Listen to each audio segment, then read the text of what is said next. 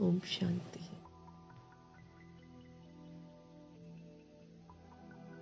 मीठे मीठे स्वभाव वाले परमपिता परमात्मा जी का हम सब वर्ल्ड की सभी आत्माओं की तरफ से, हमारी तरफ से भी और सभी आत्माओं की तरफ से धन्यवाद करेंगे। मीठे स्वभाव वाले शिव पिता परमात्मा की श्रेष्ठ मत पर चलकर मीठा स्वभाव बनाने वाली ब्रह्मा माँ का भी धन्यवाद करेंगे। व्यक्त ब्रह्मा, अव्यक्त Brahma, big brother, great great grandfather, गुप्त बड़ी माँ का अद्भुत पाठ बचाने वाली आत्मा, सभी आत्माएं उनकी बिरादरी है, इसलिए सभी आत्माओं की तरफ से उनका धन्यवाद करेंगे। धन्यवाद करते हुए दोनों शक्तियों को हाजिर नाजिर करते हुए उनके महावाक्य हम सब उन्हीं से समझेंगे, समझते हुए यूनिवर्स की सारी सोल्स के लिए जो द्वापर युग कलयुग में आती हैं, सभी के लिए समर्पित करेंगे। सबकी बुद्धि पर दस्तक हो, सबको प्रभु की याद आए, सबको अपना स्वधर्म याद आए, हर आत्मा को परमात्मा की तरफ जाने की जो ख्वाहिश है वो उत्पन्न हो, दिल से दुआ करेंगे। प्रभु जी के महावाक्य उन तमाम आत्माओं के लिए भी समर्पित करेंगे जो वाम मार्ग में चले गए हैं। पुनः पवित्रता उनको आकर्षित करे, पुनः स्वधर्म जो अपना है परमात्मा फिर से आकर्षित करे और वो वाम मार्ग को छोड़कर फिर से पवित्र मार्ग पर आए। ये हम सब दिल से दुआ करेंगे। परमात्मा जी के महावाक्य उन तमाम आत्माओं के लिए भी समर्पित करेंगे जो इस समय किसी भी कारणवश अलबेलेपन की नींद में है। सब जागरूक हो जाएं, सब अलर्ट हो जाएं, दिल से दुआ करेंगे। प्रभु जी की दस्तक सबकी बुद्धि पर हो, हर आत्मा पुनः जागृत हो जाए। प्रभु जी के महावाक्य उन आत्माओं के लिए भी समर्पित जो अपनी अलग संस्था बनाकर बैठे हैं, उनमें भी जागृति आए और वो भी इवल पने से मुक्त होकर प्रभु के बने और अन्य आत्माओं को भी प्रभु का बनाए। प्रभु जी के महावाक्य उन आत्माओं के लिए भी समर्पित है जो इस वक्त शारीरिक कष्ट में हैं और मुरली पढ़ने में असमर्थ हैं। ऐसी आत्माओं तक भी प्रभु के महावाक्यों की शक्ति पहुँचे, परमात्म शक्ति उन्हें परमात्मा की याद दिलाए, जिससे उनका कर्म भोग सहज चुक्त हो, प्रभु के साथ प्रीत लगी रहे और प्रभु के महावाक्यों की भी टचिंग ऐसी आत्माओं को हो। दिल से दुआ करते हुए हम सब देखेंगे आज हमारे प्यारे प्यारे से परमपिता परमात्मा हम आत्माओं को किस विधि से अपने स्वभाव के साथ स्वभाव धारण करने की समझ देते हैं। क्योंकि हमें बाप समान बनना है, तो बाप समान हम तभी बनेंगे जब जैसा हमारा बाबा है वैसे हम प्रैक्टिकल में यहाँ पर बन जाएं। मीठे मीठे बाबा बोले, मीठे बच्चे तुम्हें चलते फिरते याद में रहने का अभ्यास करना है। ज्ञान और योग यही मुख्य दो चीजें हैं। योग मना याद। योग मना ये नहीं पहले जैसे हम लोग समझते थे कि सुबह शाम बैठकर योग लगाना है, या फिर बैठकर ही योग लगाना है, ऐसा नहीं है। प्रभु जी ने हमको समझ दी है कि चलते फिरते नेचुरल उन्हीं की याद में रहना है, एकदम स्वाभाविक रूप में उनके सिवाय हमको किसी और को याद नहीं करना है, याद की यात्रा पर रहना है। इसी को योग कहते हैं। मीठे मीठे परमात्मा स्पष्ट कर रहे हैं, मीठे बच्चे, तुम्हें चलते फिरते याद में रहने का अभ्यास करना है। खास बैठकर करेंगे, इस चक्कर में रहेंगे तो न सुबह कर पाएंगे न रात को कर पाएंगे। इसीलिए निरंतर ही याद में रहना है। जैसे शुरू की सोल्स के लिए यही अभ्यास करवाया जाता था कि सुबह से लेकर रात तक याद में ही रहना है। उसके अतिरिक्त न किसी से बात करनी है, न कुछ आत्मा का पाठ पक्का करना है, और शिव बाबा की याद में रहना है। वो याद में नहीं रहते थे तो उनको पनिशमेंट मिलता था। इसीलिए अब आखिरी समय है तो हमको भी भगवान कहते हैं कैसे याद करना। चलते फिरते, उठते बैठते, खाते पीते, व्यवहार में आते, किसी से मिलते जुलते, हर समय बाबा की याद बनी रहे। ये अभ्यास हमको पक्का करना है। ये जल्दी होता नहीं है, इसका अभ्यास पक्का करना बहुत ज़रूरी है ताकि हमसे कोई भी पाप कर्म ना हो।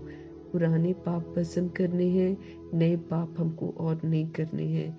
हम याद में रहेंगे तो हम कोई भी पाप कर्म नहीं करेंगे। इसकी गारंटी तो शिव बाबा देते हैं, क्योंकि हम याद करेंगे और प्रभु जी वायदा निभाते हैं कि फिर हमको कुछ गलत करने नहीं देंगे। इसीलिए खाते पीते भी बाबा ने बोला याद में रहो, ताकि हम एक लिमिट में ही खाएंगे और वही खाएंगे जो खाना चाहिए। जो नहीं खाना चाहिए उसको स्वतः ही नहीं खाएंगे, खुद ही नहीं खाएंगे हम। अगर हम याद करते हैं तो प्रभु जी भी पूरे याद की वफादारी निभाते हैं कि हमसे कोई भी पाप कर्म होने नहीं देते हैं। जब हम उनकी याद में नहीं रहते हैं तब वो कहते हैं कि हम पाप करते हैं, चाहे हम उसे पाप समझे, इसका एहसास हो चाहे नहीं हो। प्रभु जी का स्पष्टीकरण है कि जब भी हम याद में नहीं हैं हम पाप कर रहे हैं। तो इसलिए चलते फिरते याद में रहने का हमको अभ्यास करना है। ज्ञान और योग, यही तो मुख्य दो चीजें हैं। योग माना याद, प्रभु चिंतन, ज्ञान चिंतन, स्वचिंतन और शुभ चिंतन। इसी चिंतन में हमको ये संगम युग के एक एक सेकंड को बिताना है। प्रश्न है, अक्लमंद होशियार बच्चे कौन से बोल मुख से नहीं बोलेंगे? प्रभु हमको समझ देते हैं कि हम सब बिल्कुल पाप आत्मा बन जाते हैं और हम पाप अपनी दृष्टि से करते हैं, अपने बोल से करते हैं, कर्मों से करते हैं, व्यवहार से करते हैं। ऐसे हम पाप करते हैं। तो बाबा हमको क्या कहते हैं? बाबा हमारा फिर थॉट यानी कि संकल्प, बोल, श्वास, कर्म, व्यवहार सब कुछ श्रीमत प्रमाण करने की समझ देते हैं। ये सब खजाना बना देते हैं और कहते हैं कि जैसे मैं डायरेक्शन देता हूँ वैसे उसी डायरेक्शन पर चलो। समझ देते हैं कि हमसे अब किसी भी तरीके का अपशब्द बोला नहीं जाना चाहिए, क्योंकि अपशब्द से भी हम कार्मिक अकाउंट बनाते हैं और फिर पाप का खाता हमारा बनता है।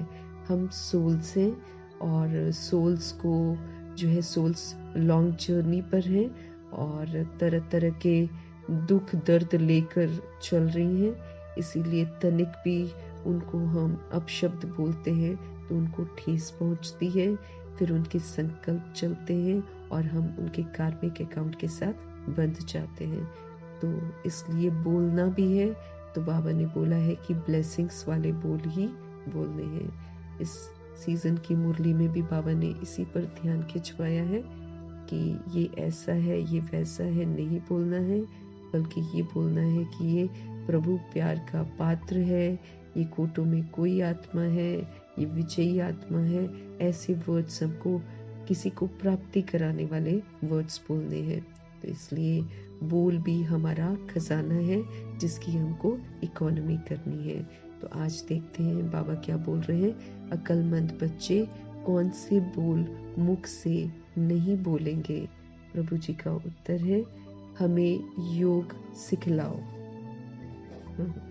ये भी शुरू में बहुत सारी सोल्स बोलती हैं, हमको योग सिखाओ, है ना, हमको कमेंट्री कुछ करवाओ, ऐसे करवाओ, ऐसे करवाओ। अब क्या है कि वो तो हमारे पिता परमेश्वर हैं, उनको याद तो हमको रियलाइजेशन के साथ नेचुरल रूप में करना है। वो हमारे क्या है, हमारे लिए क्या करते हैं, हमारा कितना अटूट रिश्ता है, एकमात्र वही रिश्ता है हम आत्माओं का। ये तो एहसास करना है और एहसास करते हुए उन्हीं की याद में रहना है। लेकिन ये कहना किसी और को कि मुझे योग सिखलाओ, मुझे बाबा के साथ कनेक्शन करना सिखाओ, तो फिर वो हो गया ना, जैसे भक्ति में मंत्रा लेते हैं किसी से जाकर, गुरु से लेकर मंत्रा लेकर फिर हम मंत्र करते हैं और फिर प्रभु से मना याद करते हैं जो भी है ना, तो वो तो फिर भटकने वाली बातें हैं। तो बाबा हमको समझते रहे कि योग सिखलाओ, ये बोल अक्लमंद बच्चे नहीं बोलेंगे। बाप को याद करना सीखना होता है क्या? जो शरीर का बाप है उसको याद करने के लिए सीखा है क्या हमने? बस पहचाना है कि ये बाप है क्योंकि बोला गया है कि ये बाप है, तो पहचान लिया और वो नेचुरल हो गया। ऐसे ही अब हमको परमपिता परमात्मा की पहचान मिली है, तो हमारी याद बिल्कुल नेचुरल होनी चाहिए। किसी और से थोड़ी मुझे सीखना है कि मैं अपने बाप को कैसे याद करूं, है ना। तो बाबा समझते रहे, ये पाठशाला है, ये पढ़ने और पढ़ाने के लिए है, ऐसे नहीं याद करने के लिए कोई खास बैठना है हमको। तुम्हें कर्म करते बाप को याद करने का अभ्यास करना है। हम कहीं आ रहे हैं, हम कहीं जा रहे हैं, हम कुछ सामान खरीदने गए हैं, हम घर का कोई काम कर रहे हैं, हर समय बाप को याद करना है।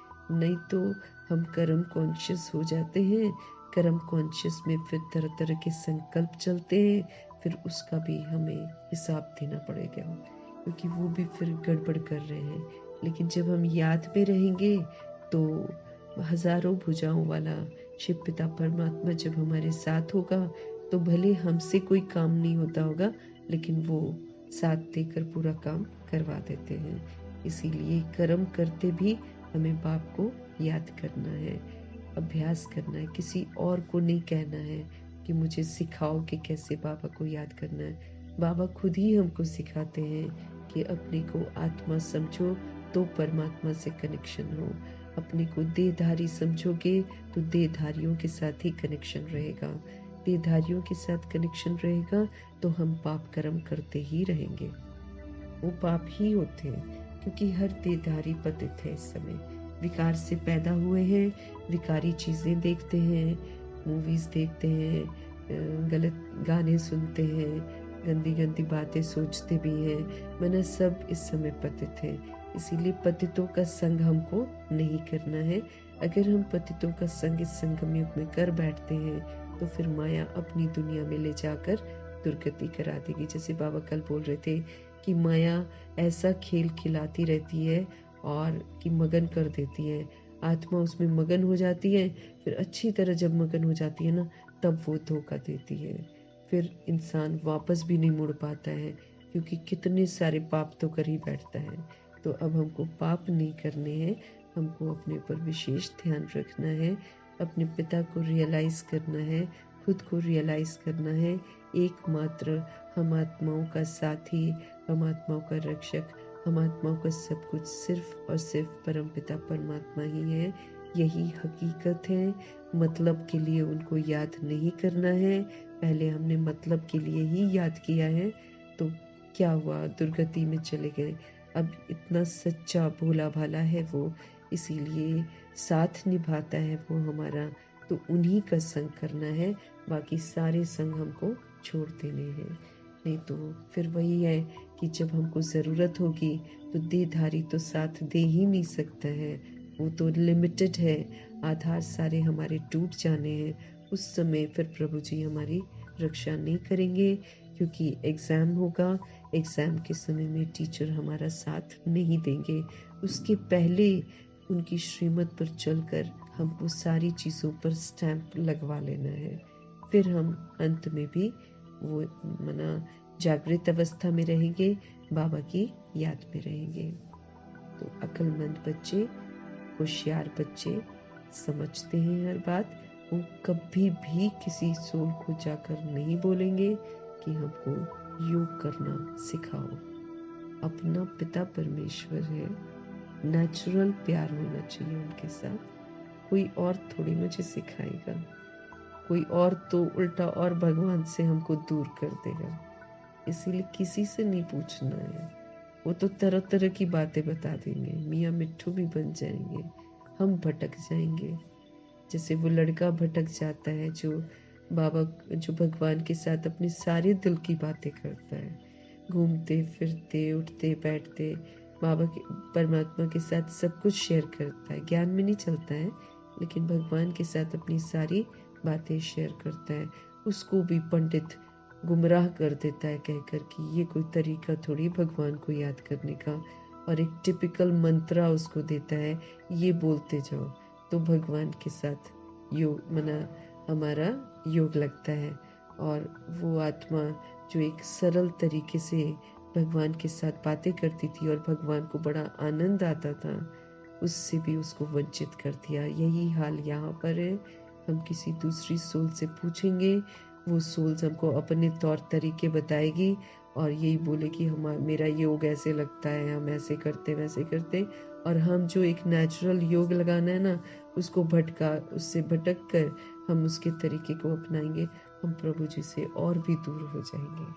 इसीलिए हर आत्मा इंडिविजुअल है, हर आत्मा का अपना प्यार करने का तरीका है भगवान के साथ, उसी के मार्क्स है।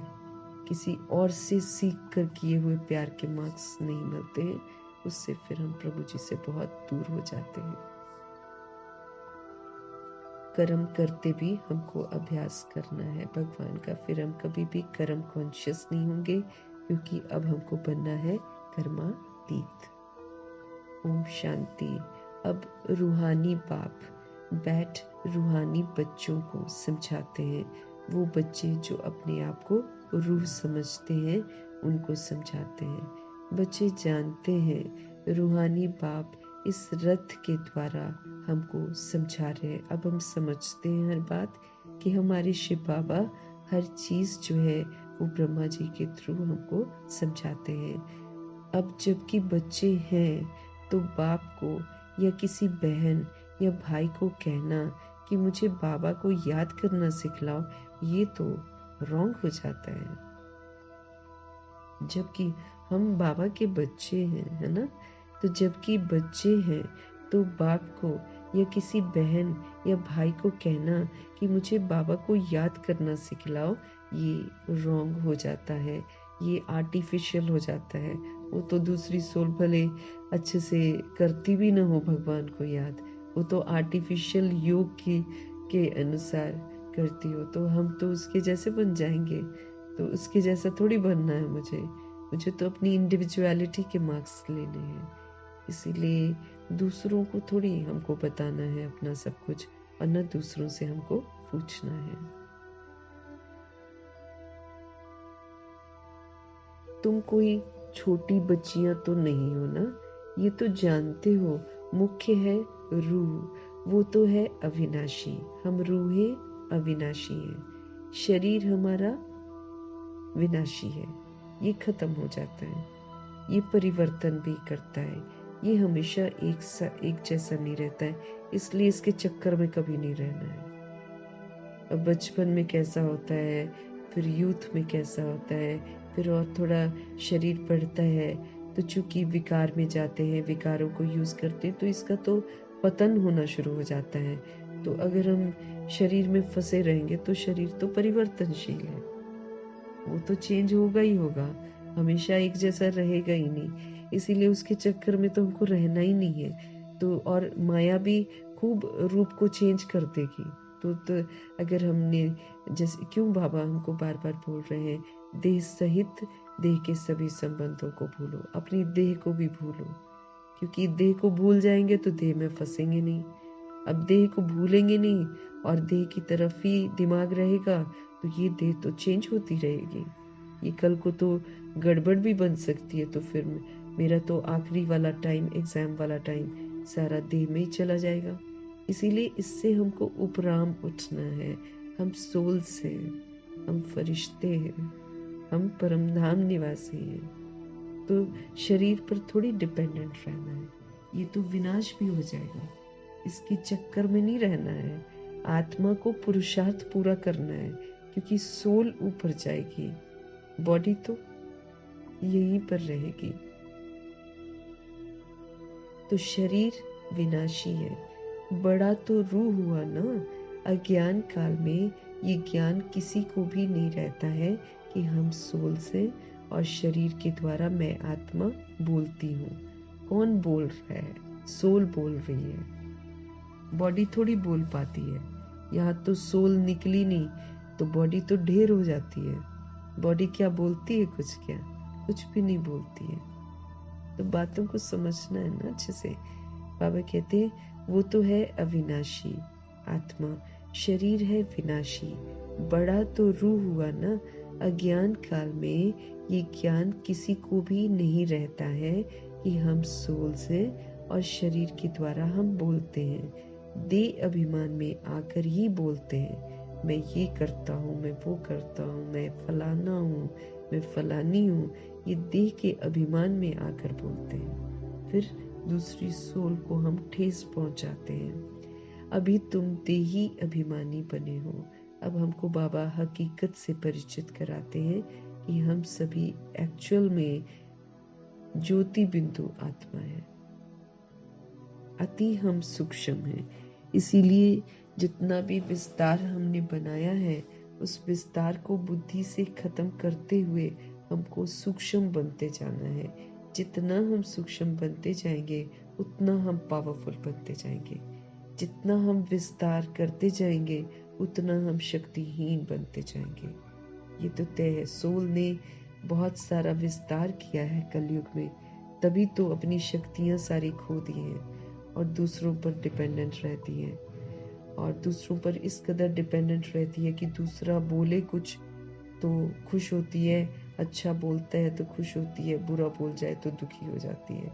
मतलब इस कदर डिपेंडेंट है। बाबा कहते तुम सूक्ष्म वतनवासी बनो, तुम सारे देह से बिल्कुल डिटैच हो जाओ। तुम तो ऊंची हस्ती हो, नीचे वाले कुछ भी बोलते रहे तुम्हारे पर प्रभाव नहीं पड़ना चाहिए। बाबा समझ दे रहे हैं कि देह अभिमान में आकर बात करते हैं, मैं ये करता हूँ। अभी तुम देही अभिमानी बने हो। अब हमको शुद्ध अभिमान होना चाहिए कि मैं आत्मा परमात्मा की संतान हूँ, परम धाम निवासी हूँ। मैं आत्मा परम धाम निवासी हूँ। ये शुद्ध अभिमान मेरे अंदर होना चाहिए। और फिर मैं सिर्फ आत्मा परमात्मा का बच्चा नहीं हूँ, लेकिन मैं तो सतोगुणी आत्मा हूँ। मेरे अंदर तो जो चीजें मैं दूसरों से मांगती हूँ वो तो मैं खुद ही हूँ। मेरा स्वरूप ही वो है। मैं सतोगुणी आत्मा हूँ। मैं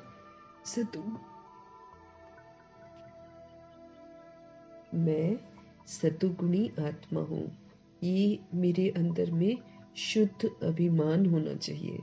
और शुद्ध अभिमान के साथ मुझे पवित्र रहना है, मुझे शांत रहना है, मुझे सुख स्वरूप होकर रहना है, मुझे प्रेम स्वरूप होकर रहना है, मुझे ज्ञान स्वरूप होकर रहना है, मुझे शक्ति स्वरूप होकर रहना है, मुझे आनंद स्वरूप होकर रहना है।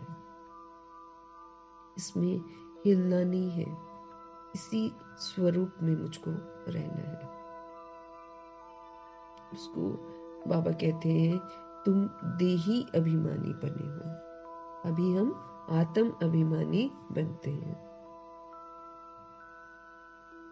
जानते हो आत्मा कहती है मैं इस शरीर के द्वारा बोलती हूँ, मैं इस शरीर के द्वारा सारे कर्म करती हूँ। आत्मा मेल है, बाप समझाते हैं, इसीलिए कहते हैं आत्मा आत्मा भाई भाई। एक जैसे हैं हम सब देखने में, सब बिंदियां, और सभी सतोगुणी हैं। सभी 800 करोड़ आबादी है ना, 800 करोड़ आत्माएं ही सतोगुणी है। सभी परम धाम की रहने वाली हैं और सभी परमात्मा के बच्चे हैं। अब जब हम देह भान में आते हैं, दैहिक परिवार में होते हैं, तो फिर हम समझते हैं वो मुस्लिम है, वो हिंदू है, वो सिख है, वो देह के आधार से। कौन कह रहा है? वो बिंदी कह रही है जो एक दूसरे का असल में आत्मा भाई भाई है। लेकिन बॉडी कॉन्शियसनेस हमसे सारी भिन्नताएं धारण करवाता है, एक दूसरे का दुश्मन बनाता है। तो आत्मा कहती है मैं इस शरीर के द्वारा बोलती हूँ, मैं इस शरीर के द्वारा कर्म करती हूँ। आत्मा मेल है, बाप समझाते हैं, ये बोल बहुत करके सुने जाते हैं, कहते हैं हमको योग में बिठाओ। बोलती होंगी ना सोल्स। अब अपने बाप को याद करने के लिए दूसरे से थोड़ी सीखना है मुझे कि मेरे को सिखाओ। ये तो फिर सब सिखाते हैं अपनी अपनी विधियों से, वो तो फिर आर्टिफिशियल हो गया ना। दूसरे के अनुसार भगवान को याद करना, वो तो इसमें तो ये तो इंडिविजुअल रेस है। ज्ञान मार्ग में हर आत्मा की अपनी रेस है। इस कितना हम बाबा को याद करते हैं, कितना हम उनका कहना मानते हैं, इसी के तो मार्क्स मिलने हैं हमको। इसीलिए दूसरों को नहीं कहना है और न दूसरों से सीखना है। तो शुरू में एक होता है कि एकाग्र होने के लिए हम लोग गीत लगाते हैं, कमेंट्री करते हैं, कमेंट्री सुनते हैं। तो वो तो शुरू में एक मना ऐसा कॉन्सेंट्रेट, क्योंकि बिखरा हुआ मन है ना, उसको एक जगह टिकाने के लिए ऐसा अभ्यास करते हैं। लेकिन फिर जैसे जैसे हम मुरली पढ़ते हैं, जैसे जैसे हमको भगवान से परिचय मिलता जाता है, पहचान मिलती जाती है, वैसे वैसे आधार टूटते जाते हैं और नेचुरल उनके साथ याद जो है वो बन जाती है। अब बाबा अपने समय में गीत लगवाते थे ब्रह्मा जी, तो एक ही लाइन बजवाते थे, पूरा गीत थोड़ी बजवाते थे, वो भी अर्थ वाला कोई। तो बाबा समझाते हैं कि ये बोल बहुत करके सुने जाते हैं, कहते हैं हमको योग में बिठाओ।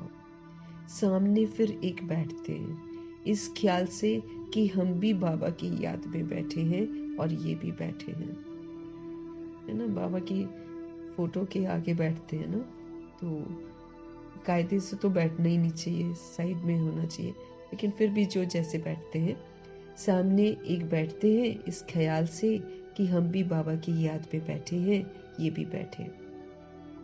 मीठे बाबा समझ देते हैं। अब पाठशाला कोई इसके लिए नहीं है कि कोई सामने बैठकर योग लगवाए। तो सारी सोल्स का बुद्धि का योग उसी आत्मा के साथ होता है। यहाँ तो भगवान कहते हैं कि मुझे याद करने के लिए तुम्हें तो देह रूपी चमड़ी का भान भी नहीं होना चाहिए, हमें तो अपनी देह का भान भी नहीं होना चाहिए। तो सामने अगर कोई हमको योग लगवाता है तो कहाँ से हमारा योग लगेगा भगवान के साथ? वो तो सारे आधार तो साइड करने हैं, उल्टा अपनी देह को भी भूलना है भगवान को याद करने के लिए। तो किसी और से क्या सीखेंगे हम, है ना। अब भगवान समझते रहे। अब पाठशाला कोई इसके लिए नहीं है, पाठशाला तो पढ़ाई के लिए है। पढ़ो, समझो, जानो, रियलाइज करो, फिर उसके प्रमाण चलो। इसके लिए है। तो सारी समझ तो हमको भगवान से मिल रही है कि अपने को आत्मा समझ, बाप को याद करो। किसी भी तरीके का बीच में विस्तार ना हो। बाकी ऐसे नहीं है कि यहां बैठकर सिर्फ तुम्हें याद करना है। बाप ने तो समझाया है कि चलते फिरते उठते बैठते बाप को याद करो। अब सुबह जैसे लिंक जुड़ गया बाबा से, बस वो लिंक फिर सारा दिन जुड़ा रहना चाहिए।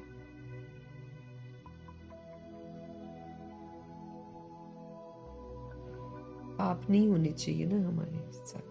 तो बाबा कहते जहां बाप नहीं वहां पाप है ना। पाप क्या होता है उसको समझने के लिए स्पष्टीकरण बाबा यही करते हैं कि जहां बाप नहीं वहां पाप है। भले हम ना समझें कि पाप हो रहा है, लेकिन भगवान का कहना है कि उनकी याद में नहीं है तो हम पाप कर रहे हैं।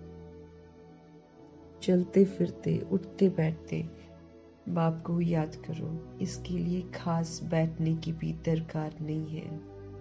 सुबह कनेक्ट हुए, बाकी जो दिनचर्या के लिए रूल्स मेरे को फॉलो करने उसको फिक्स किया। सुबह सुबह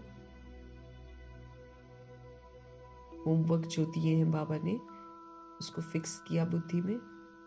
फिर निरंतर हमको बाबा के टच में ही रहना है।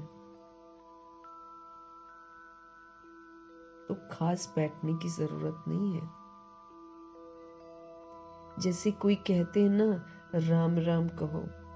क्या बिगर राम राम कहे याद नहीं कर सकते हैं? राम राम कहेंगे तभी याद आएगा। याद तो चलते फिरते कर सकते हैं। माशूक है ना, आशिक बने हैं माशूक के, तो चलते फिरते याद रहनी चाहिए उनके। तुमको तो कर्म करते बाप को याद करना है। आशिक माशूक कोई खास बैठकर एक दो को याद नहीं करते हैं। वो तो काम कर रहे हैं, बस उसी के वो सामने आकर ही खड़े हो जाता है। जो मैंने जो भी होता है ना, जिसके साथ भी उनकी आशिकी होती है, कर रहे होंगे काम, सपोज करो कर रहे होंगे बर्तन साफ, और सामने वो मना उसको खड़ा हुआ देखेंगे। ऐसा नहीं है कि वो किसी की ब्यूटी के लिए वो करते नहीं। एक काला एक गोरा ऐसे वाला उन लोगों का एग्जाम्पल्स है प्यार का। यादगार किसका है?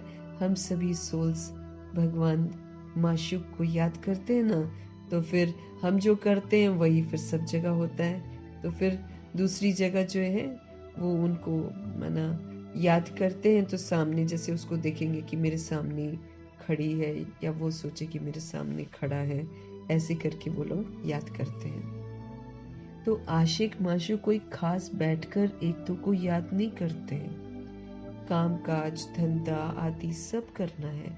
सब कुछ करते अपनी माशूक को याद करते रहो। बाबा कहते सब कुछ करो, हर कर्म करो और माशूक को याद करते रहो। ऐसे नहीं कि उनको याद करने के लिए खास मुझे कहाँ जाकर बैठना है। ऐसा नहीं करना जरूरत है।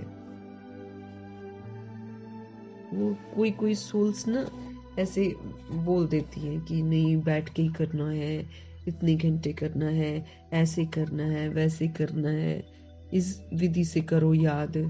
ये थोड़ी किसी से हमको सीखना है, फिर तो हम प्रभु जी से दूर हो जाएंगे। हर आत्मा का अपना तरीका है याद करने का, उसी के मार्क्स हैं। दूसरे से सीख कर हमको याद नहीं करना है अपने भगवान को। कमेंट्रियाँ सुनते हैं, फिर दूसरे कोई सामने बैठ जाता है, वो योग लगवाता है, फिर उसको देखकर योग करते हैं। वो योग थोड़ी हो रहा है, फिर वो तो देहधारी के साथ योग लगा हुआ है। उसको सुन रहे हैं, उसको देख रहे हैं और उसके तरीके को अपना रहे हैं।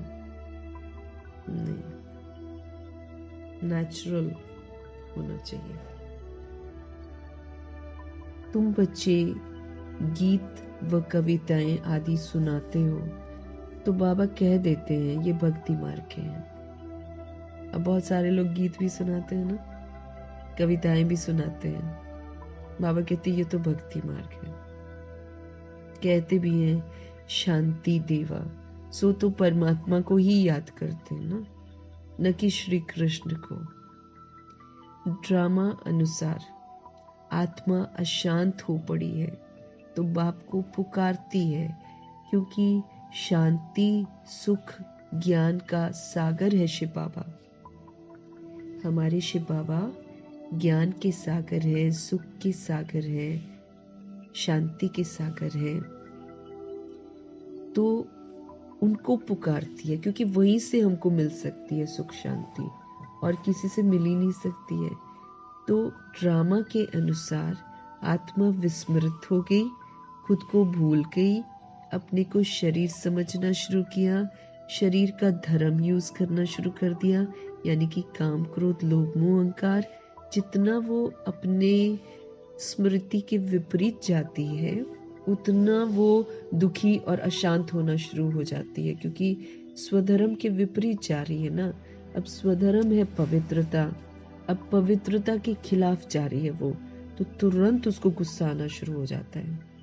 करती है गलत काम, गलत काम करते समय गलत नहीं समझती है, लेकिन करके अशांत हो जाती है। जैसे बाबा ने कल बोला ना, माया पहले खूब अपने आप में मना आकर्षित करके फंसा देगी। फंसाने के बाद फिर जब अच्छी तरफ फंस जाती है आत्मा, फिर छोड़ देती है, तो फिर उसको दुख होता है, फिर परेशानी होती है। तो हम सभी सोल्स अपने स्वधर्म के विपरीत जाकर अशांत हो गए हैं। तो बाबा कहते हैं बाप को फिर पुकारती है, क्यों? क्योंकि भगवान ही शांति के सागर हैं, सुख के सागर हैं, ज्ञान के सागर हैं। ज्ञान और योग जो है ना, ये दो मुख्य चीजें हैं। ज्ञान हमको हर बात की समझ देता है, समझ से तो हम अपने शिव पिता परमात्मा को पहचानते हैं, और फिर हमारा उनसे योग लगता है। फिर हमको लगता है नहीं, मुझ सोल का तो एक परम पिता परमात्मा के सिवाय और कोई है ही नहीं। ये सारा रियलाइजेशन हमको ज्ञान से होता है। फिर उसके बाद फिर हम बाबा से योग लगाते हैं। योग का अर्थ बाबा फिर समझा रहे हैं। योग का मतलब होता है याद करना, नेचुरल याद।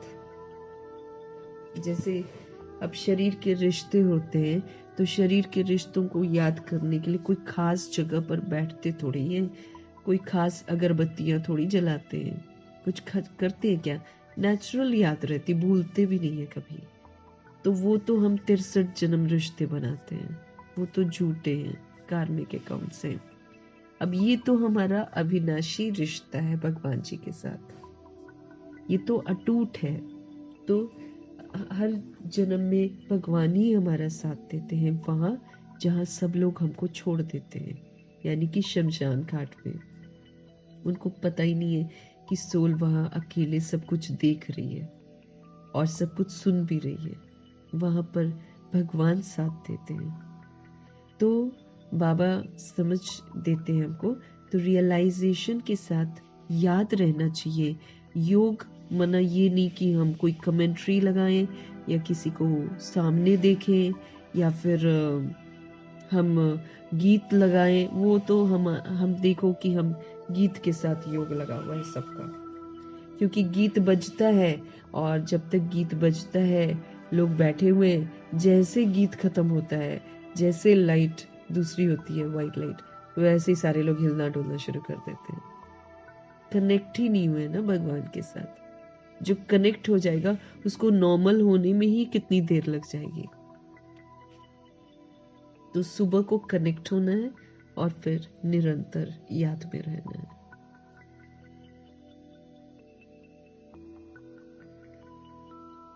उन्हों का हठ योग बिल्कुल अलग है दुनिया में जो हठ योग है।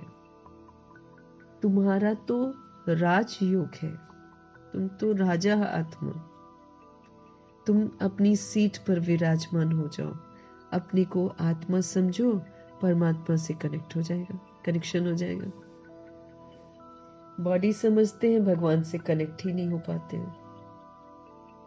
देह रूपी चमड़ी है ना बीच में, देह रूपी चमड़ी का भान है कि मैं सो एंड सो हूं। वो तो जब तक है हम भगवान से योग लगा नहीं सकते, हमारे विक्रम विनाश हो नहीं सकते। इन बातों को समझना है हमें। तो हमारा है राजयोग, हमारा हठ योग नहीं है कि एक जगह टिक कर बैठ जाओ, ऐसे बैठो वैसे बैठो, नहीं, ऐसा तो नहीं है। यहाँ पर राजयोग है, बाप को सिर्फ याद करना है और किसी को याद ही नहीं करना है। बाप द्वारा तुम बाप को जानने से हम भगवान से जान रहे हैं ना, भगवान को किसी दूसरे से थोड़ी जानेंगे। बाप द्वारा तुम बाप को जानने से सृष्टि के आदि मध्य अंत को तुम जान गए हो। कैसे शुरुआत, कैसे मध्य, कैसे अंत, हम सब जान गए हैं। तुमको सबसे बड़ी खुशी तो ये है कि हमको भगवान पढ़ाते हैं।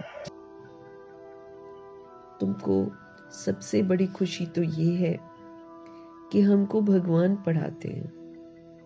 भगवान का भी पहले पहले पूरा परिचय होना चाहिए। ऐसा तो कभी नहीं जाना कि जैसे आत्मा स्टार है वैसे भगवान भी स्टार है।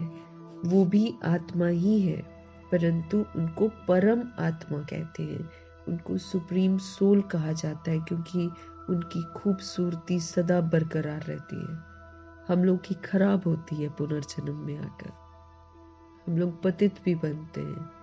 हमारे शिव बाबा कभी पतित ही नहीं बनते, पुनर्जन्म में नहीं आते। तो वो भी आत्मा है, परंतु उनको परम आत्मा, उनको सुप्रीम सोल कहा जाता है। वो कभी पुनर्जन्म तो लेते ही नहीं है। ऐसे नहीं कि वो जन्म मरण में आते हैं, नहीं, पुनर्जन्म नहीं लेते हैं। हमारे शिव बाबा खुद आकर समझाते हैं मैं कैसे आता हूँ। ये तो काया को अधीन करते हैं, मरजीवा बनाते हैं, फिर ब्रह्मा नाम रखते हैं। ब्रह्मा जी भी पूरा पुराने से मरते हैं, तब उनको शिव पिता परमात्मा यूज करते हैं और अधीन करके यूज करते हैं। माना जब मन किया आए, पढ़ाया और चले गए। बंदिशों में नहीं रहते कि बंद गए, किसी के कहने से वो रुकते नहीं है। खुद आकर समझाते हैं कि मैं कैसे आता हूँ। त्रिमूर्ति का गायन भी भारत में ही है। त्रिमूर्ति ब्रह्मा विष्णु शंकर का चित्र भी दिखाते हैं। शिव परमात्माए नमः कहते हैं ना। उस ऊंच से ऊंच बाप को भूल गए हैं, सिर्फ त्रिमूर्ति का चित्र दे दिया है। ऊपर में शिव तो जरूर होना चाहिए ना, जिससे ये समझे कि इनको रचने वाला शिव है। रचना से कभी वर्षा नहीं मिल सकता है, न ब्रह्मा से वर्षा मिलेगा, न विष्णु शंकर से वर्षा मिलता है, न किसी देहधारी से हमको वर्षा मिलता है। शिव बाबा से वर्षा मिलता है। तुम जानते हो ब्रह्मा से कुछ भी वर्षा नहीं मिलता है। विष्णु को तो हीरे जवाहरों का ताज है ना। शिव बाबा द्वारा फिर वर्थ नॉट अ पेनी से पाउंड बने हैं, वर्थ नॉट अ पेनी बन जाते हैं। दादा लेखराज देखेंगे तो वर्थ नॉट अ पेनी, फिर वो मरजीवा बनते, ब्रह्मा बनते, फिर श्रीमत पर चलकर वर्थ पाउंड बनते हैं, इतना कि विश्व के महाराजा बनते हैं। शिव का चित्र न होने से सारा खंडन हो जाता है। त्रिमूर्ति वाला चित्र जो है, अगर उसमें शिव नहीं होते हैं तो सारा खंडन हो जाता है। ऊंच ते ऊंच है परम पिता परमात्मा, उनकी ये रचना है ब्रह्मा विष्णु शंकर। तो ये देव देव महादेव, ये प्रजापिता ब्रह्मा को समझ मिलती है कि हमको ऐसा देव देव महादेव बनना है। शंकर जी महादेव हो जाते हैं, बिल्कुल बाप समान स्थिति है। ब्रह्मा जी स्थापना करते हैं और फिर विष्णु जी लक्ष्य है, जिनको देखकर स्वदर्शन चक्रधारी बनते हुए, शंख ध्वनि करते हुए, श्रेष्ठ कर्मों की गदा से कमल आसन पर विराजमान होकर पाठ बजाना है। मना दुनिया के प्रभाव से मुक्त रहना है।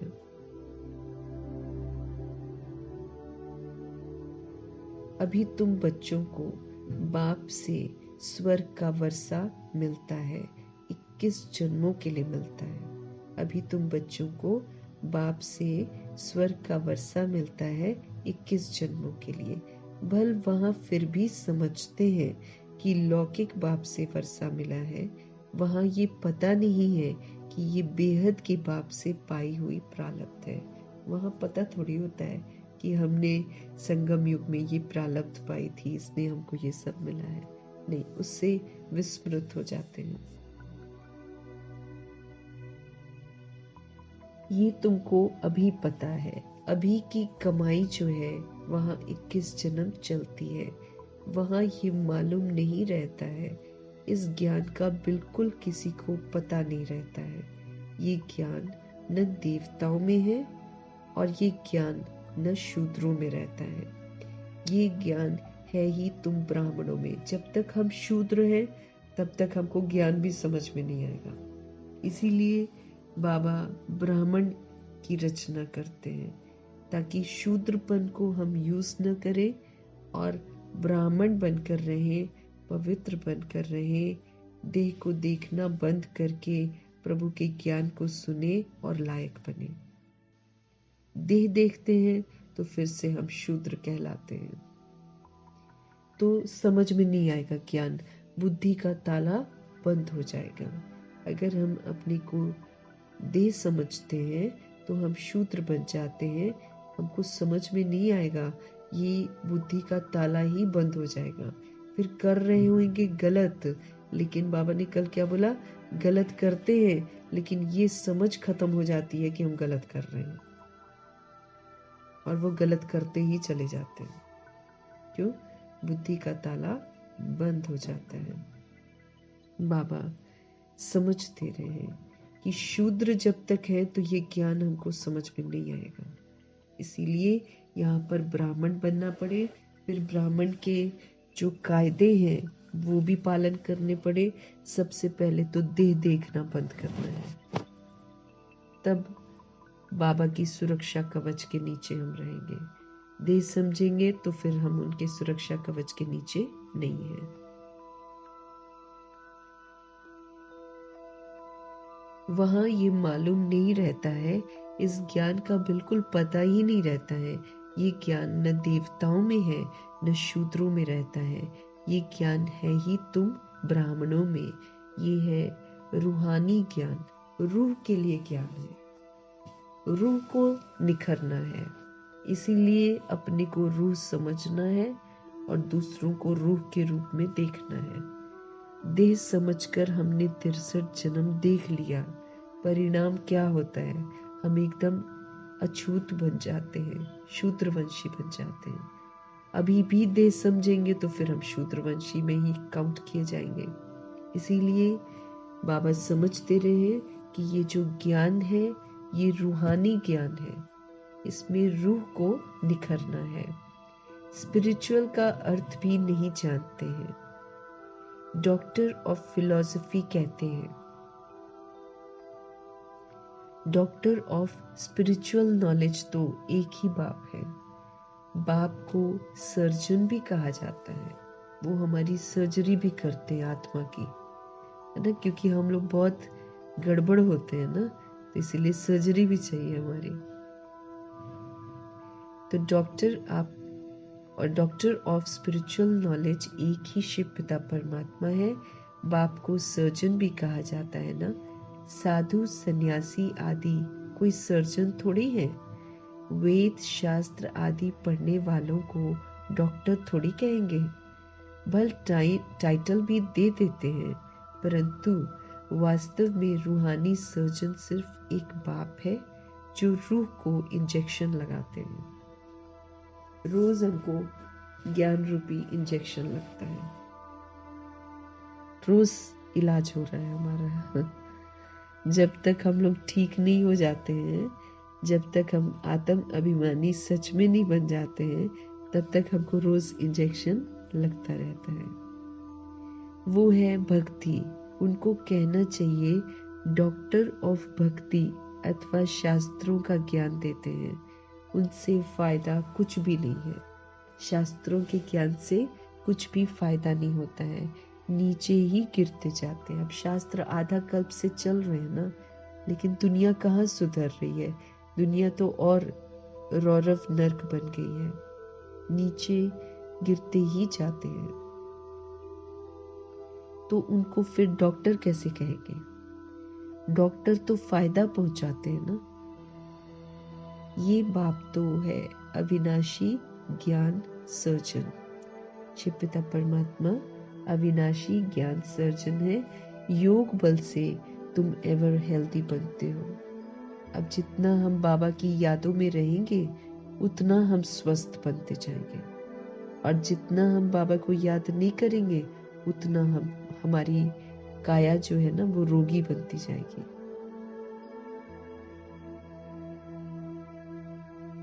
तो बाबा कह रहे हैं अविनाशी सर्जन कहा जाता है शिव पिता परमात्मा को। आत्माओं में जो विकारों, अच्छा नहीं, ये बाप तो है अविनाशी ज्ञान सर्जन।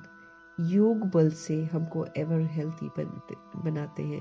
हम जैसे जैसे बाबा से योग लगा कर रखते हैं, उनको याद करते रहते हैं, हम हेल्दी होते जाते हैं। फिर हमको कर्म भोग भी आएगा ना, तो हम हेल्दी तरीके से उसको चुकतू करेंगे। अब आएगा तो जरूर। अब हेल्दी उसी को बोलते हैं। अभी जो संगम युग में है, हेल्दी वही आत्मा है जो व्याधियों को ना खुश रहकर, संतुष्ट रहकर कर्म इंद्रियों से चुकतू करे। वो हेल्दी आत्मा है। और जो दुखी होती रहती, परेशान होती रहती, वो तो बीमार आत्मा है। वो फिर एवर हेल्दी का वर्षा कैसे लेगी? तो हमको ever healthy, ever wealthy, ever happy बनना है, यही पर बनना है। और ये भी समझना है कि परिस्थितियां नहीं बदलेंगी, लोग नहीं बदलेंगे, कर्म भोग नहीं बदलेगा। सब आएगा सामने, लेकिन सभी के बीच में रहते हुए अगर अविनाशी सर्जन हम अविनाशी सर्जन के पास हम आते हैं, तो अविनाशी सर्जन फिर हमारी सर्जरी करते हैं, हमें रोज रोज बताते हैं कि कहाँ पर हम गलतियां करते हैं। तो एवर हेल्दी अगर बनना है तो अविनाशी सर्जन के साथ मेरा बुद्धि का योग लगा रहना चाहिए। तो हम आराम से कर्म भोग को चुकतू करेंगे। जो आराम से कर्म भोग को चुकतू करता है वो फिर एवर हेल्दी का अपना वर्षा फिक्स करता है।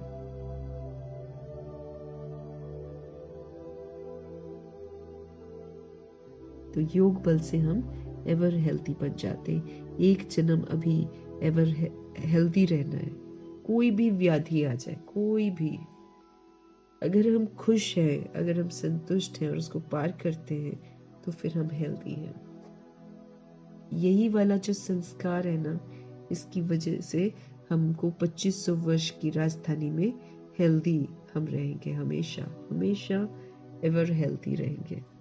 150 इयर्स भी हो जाएगा ना, तो भी हेल्दी रहेंगे। वहां कोई बीमार नहीं होता। ये तो तुम बच्चे ही जानते हो, बाहर वाले क्या जाने। उनको अविनाशी सर्जन कहा जाता है शिव पिता परमात्मा को। आत्माओं में जो विकारों की खाद पड़ी है उसे निकालना, पतित को पावन बनाकर सदगति देना, ये बाप में शक्ति है। बाबा समझते रहे कि आत्माओं में जो विकारों की खाद पड़ी हुई है उसे निकालना है, पतित को पावन बनाकर सदगति देना, ये किसका काम है? शिव पिता परमात्मा की शक्ति है। ऑलमाइटी, पतित पावन एक फादर ही है। ऑलमाइटी कोई मनुष्य को नहीं कह सकते हैं, तो बाप कौन सी शक्ति दिखाते हैं? सर्व को अपनी शक्ति से सद्गति दे देते हैं। उनको कहेंगे doctor of spiritual knowledge, doctor of philosophy.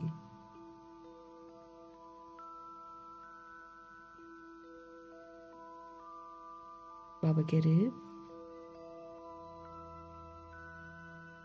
Almighty कोई मनुष्य को नहीं कह सकते हैं, तो बाप कौन सी शक्ति दिखाते हैं? सभी को अपनी शक्ति से सद्गति दे देते हैं। उनको कहेंगे doctor of spiritual knowledge, doctor of spiritual knowledge Shiv Baba है।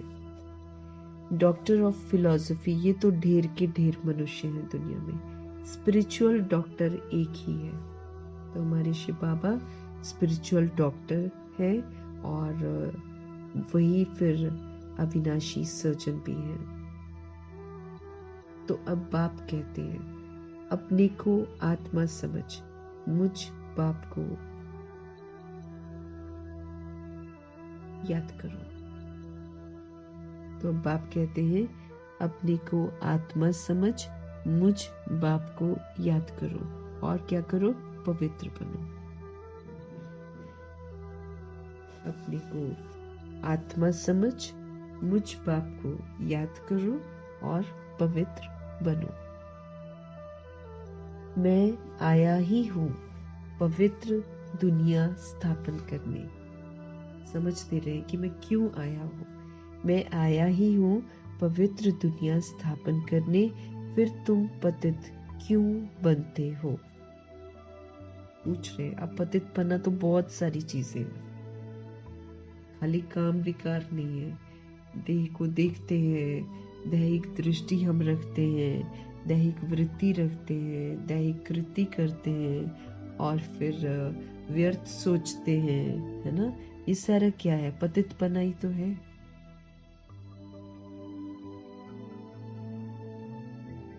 बाकी वो विकार में भी अगर कोई जाता है तो उसके लिए भी बाबा कह रहे हैं कि अपने को आत्मा समझो, तुम बिंदी हो, और मुझ ज्योति बिंदु बाप को याद करो और तुम बनो पवित्र।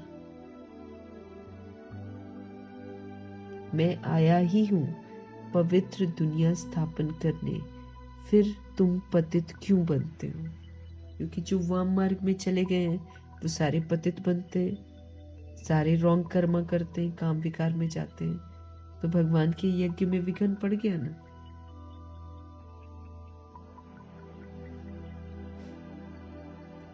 पावन बनो, पतित मत बनो। बाबा कहते हैं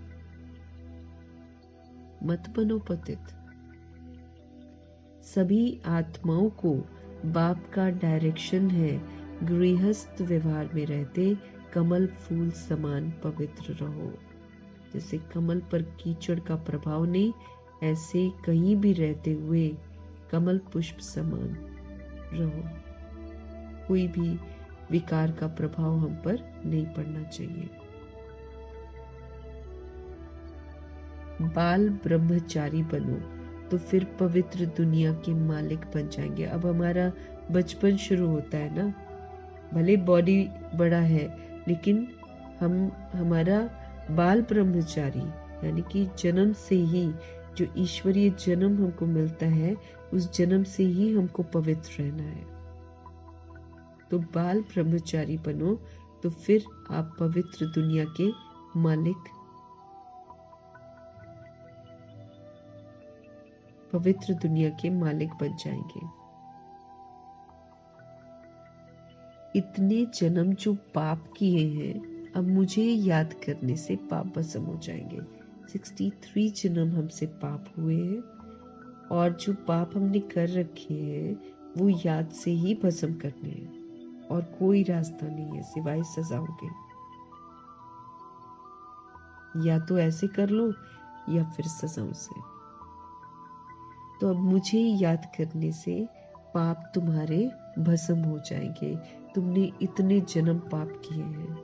मूल वतन में पवित्र आत्माएं रहती हैं पतित वहां पर कोई भी जा नहीं सकता है। बुद्धि में ये तो याद रखना है ना।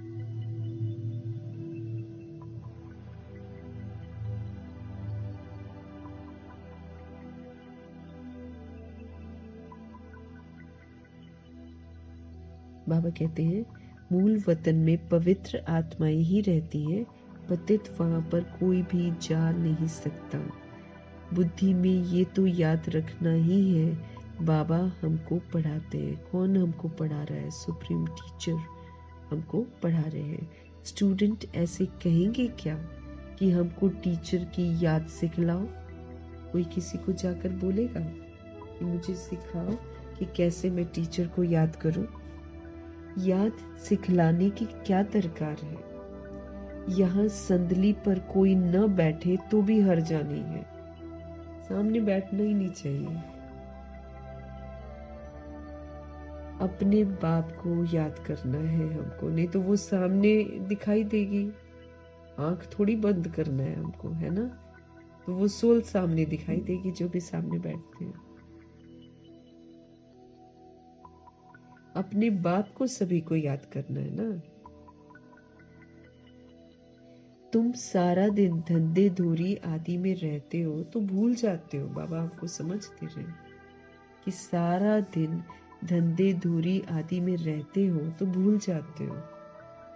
धंधा धूरी बाहर कलयुग में करते हैं ना, तो बाहर तो कलयुग का वायुमंडल है।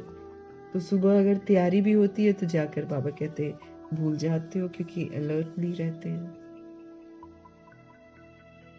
इसलिए यहाँ पर बिठाया जाता है। ये 10-15 मिनट भी याद करें कम से कम। उधर तो भूल जाते हैं, याद नहीं करते। तुम बच्चों को तो काम काज करते याद में रहने की जो आदत है ना, वो डालनी है, क्योंकि अचानक होगा सब कुछ। जो भी होगा, पहाड़ जो दुखों के गिरेंगे सारे अचानक अचानक गिरेंगे। हिल न जाए हम, क्योंकि हिलना मतलब फेल। तो तुम बच्चों को तो काम काज करते याद में रहने की आदत डालनी है।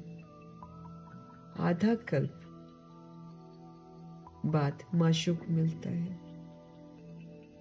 इतने समय बाद बाबा हमको मिलते हैं। अब कहते हैं मुझे याद करो तो तुम्हारी आत्मा में जो खाद पड़ गई है वो निकल जाएगी और तुम फिर विश्व के मालिक बन जाओगे। खाद मीन्स खाली स्थूल नहीं, सूक्ष्म खाद।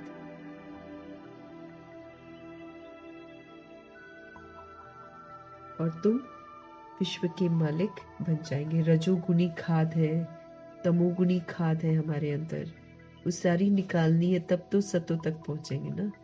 रिटर्न जर्नी है, लेकिन खाद सारी निकालते जाना है।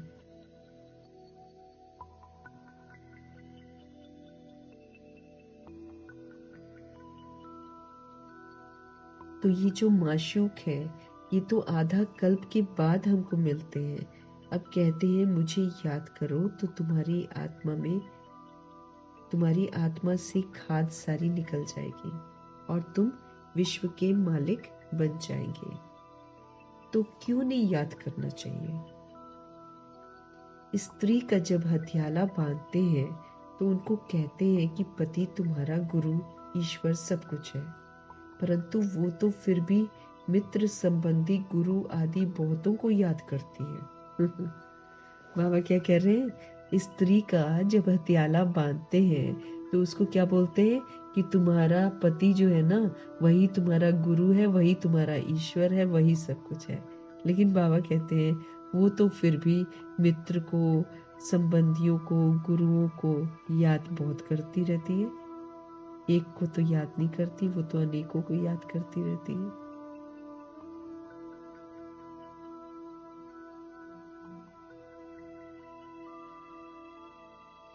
वो तो देहधारी की याद हो गई ना, बाबा कहते हैं। अगर पति को भी याद करती है तो वो तो देहधारी को याद होगी। ये तो पतियों का भी पति है। अब यहाँ नहीं है कि अब इनको याद कर रहे हैं तो फिर हम मित्र संबंधियों को भी याद करें। यहाँ तो मना है। यहाँ अब एक को ही याद करना है।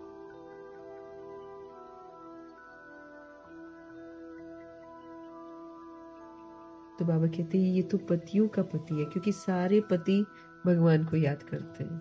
तो पतियों का पति हो गया ना, उनको याद करना है। कोई कहते हैं हमको निष्ठा में बिठाओ, मतलब योग में बिठाओ हमको, परंतु बाबा कहते उससे क्या होगा।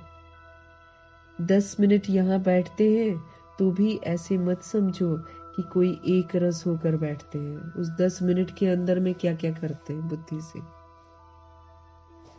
बाबा कहते हैं 10 मिनट यहाँ बैठते हैं तो भी ऐसे मत समझो कि कोई एक रस होकर बैठते हैं। एक प्रभु से सारे रस लेने हैं ना।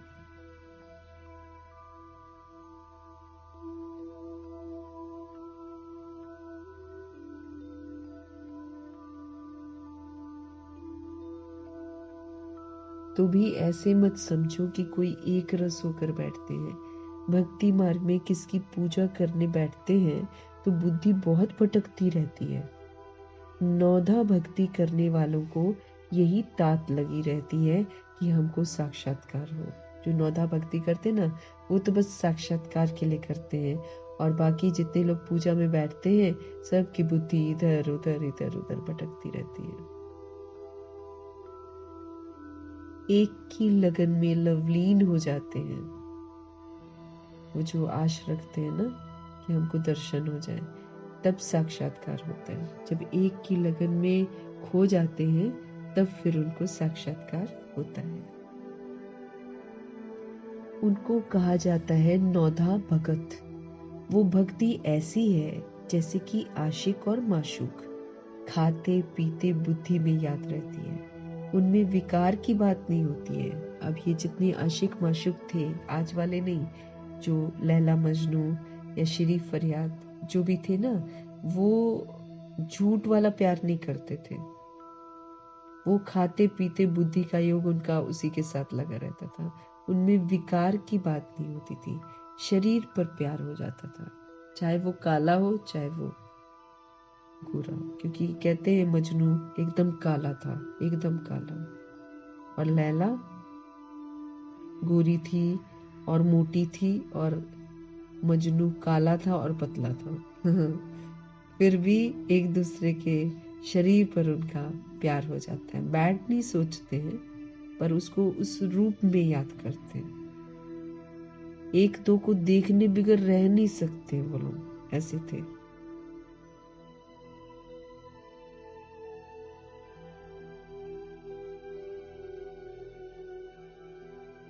अब तुम बच्चों को बाप ने समझाया है, मुझे याद करने से तुम्हारे विक्रम विनाश होंगे। अब याद के यहाँ तो बाबा को याद करने के फायदे ही फायदे हैं। तुम बच्चों को बाप ने समझाया है, मुझे याद करने से तुम्हारे विक्रम विनाश होंगे। कैसे तुमने 84 जन्म लिए। बीज को याद करने से सारा झाड़ याद आ जाता है। कैसे हमने 84 जन्म लिए हैं। बीज को याद करने से सारा झाड़ जो है वो याद आ जाता है। ये वैरायटी धर्मों का झाड़ है ना, ये सिर्फ तुम्हारी बुद्धि में है कि भारत गोल्डन एज में था, अब वो आयरन एज में है। ये अंग्रेजी अक्षर अच्छा है, इनका अर्थ अच्छा निकलता है। Golden age, iron age, copper age, silver age. बाबा कहते इनका अर्थ अच्छा निकलता है। आत्मा सच्चा सोना होती है, फिर उसमें खाद पड़ती है। अभी तो बिल्कुल झूठी हो गई है। बाबा कहते आत्मा कभी सच्चा सोना होती है सतयुग में, और फिर वो धीरे धीरे फिर झूठी बनती है। जब जैसे जैसे द्वापर युग की खाद पड़ती है, माना वहां की सोच समझ की खाद पड़ती है, और फिर आयरन एज की खाद पड़ती है, तो इससे फिर आत्मा गंदी बनती जाती है। आयरन एज हो जाती है, फिर पत्थर बुद्धि। तो बाबा कहते ये अंग्रेजी अक्षर अच्छे हैं, इनका अर्थ भी अच्छा निकलता है। आत्मा सच्चा सोना होती है, फिर उसमें खाद पड़ती है। अभी तो बिल्कुल आत्मा झूठी हो गई है, क्योंकि अपने को झूठ शरीर समझती है, अपने को समझती है कि मैं शरीर हूँ। रिश्तों को, जो शरीर के रिश्ते हैं जो विनाशी हैं, उनको समझती है कि ये मेरे रिश्ते हैं। यहाँ की हर चीज को मेरा मेरा कहती रहती है, तो उतनी मैली होती जाती है। तो आत्मा सच्चा सोना होती है, फिर उसमें खाद पड़ती है। अभी तो बिल्कुल झूठी हो गई है। इसको कहा जाता है आयरन एजेड आत्मा। आत्माएं आयरन एजेड होने से जेवर भी ऐसा ही हो गया, इसलिए सबके शरीर भी फिर इस समय टेढ़े बांके हैं, क्योंकि सोल आयरन एजेड हो गई है ना, इसलिए जेवर यानी कि शरीर वो भी ऐसा ही हो गया है। अभी बाप कहते हैं मैं पतित पावन हूँ, माँ में कम याद करो। बाबा क्या कहते हैं, मैं पतित पावन हूँ, अब सिर्फ मुझे तुम याद करो। मैं कल्प कल्प आकर तुमको ये युक्ति जो है बतलाता हूँ। मन मना भव मध्याजी भव, अर्थात स्वर्ग के मालिक बनो। बाबा कहते तुम मुझे बुलाते हो, हे पतित पावन आओ, तो मैं कल्प कल्प आकर तुमको ये युक्ति बतलाता हूँ।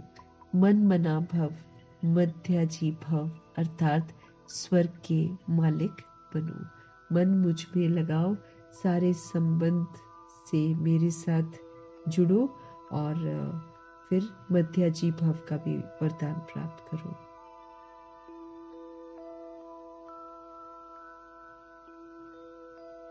तो मन मना भव मध्याजी भव, अर्थात स्वर्ग के मालिक बनो। कोई कहते हैं हमको योग में बहुत मजा आता है, ज्ञान में इतना मजा नहीं है, बस योग करके ये भागेंगे, योग ही अच्छा लगता है। कहते हैं हमको तो शांति चाहिए।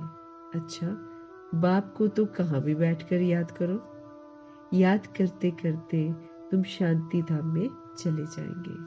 इसमें योग सिखलाने की तो बात ही नहीं है, बाप को याद करना है। ऐसे बहुत है जो सेंटर्स पर जाकर आधा पौना घंटा बैठते हैं, कहते हैं हमको निष्ठा कराओ, या तो कहेंगे बाबा ने प्रोग्राम दिया है निष्ठा का। तो यहाँ बाबा कहते हैं चलते फिरते याद में रहो।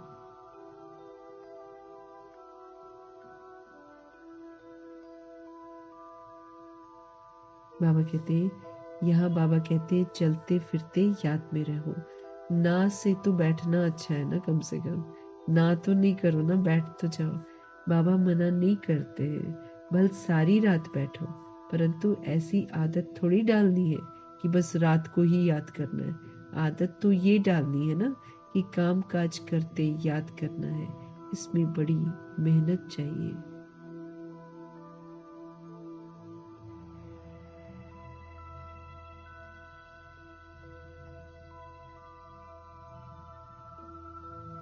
बाबा कहते हैं आदत ये डालनी है कि काम काज करते हमको याद करना है, इसी में मेहनत है, क्योंकि बुद्धि घड़ी घड़ी और तरफ भाग जाती है। भक्ति मार्ग में भी बुद्धि भाग जाती है, फिर अपने को चुटकी काटते हैं। सच्चे भगत जो होते हैं ना, उनकी बात करते हैं। तो यहाँ भी अपने साथ ऐसी ऐसी बातें करनी चाहिए। बाबा को क्यों नहीं याद किया? तो यहाँ भी बाबा कहते हैं सच्चे भगत जो होते हैं वो करते हैं ना, अपने आप को ध्यान खिंचवाते हैं। तो सच्चे भगत जो होते हैं उनकी बात करते हैं। तो यहाँ भी अपने साथ ऐसी ऐसी बातें करनी चाहिए। बाबा को क्यों नहीं याद किया? याद नहीं करेंगे तो विश्व के मालिक कैसे बनेंगे? याद करना बहुत जरूरी है। याद नहीं करेंगे तो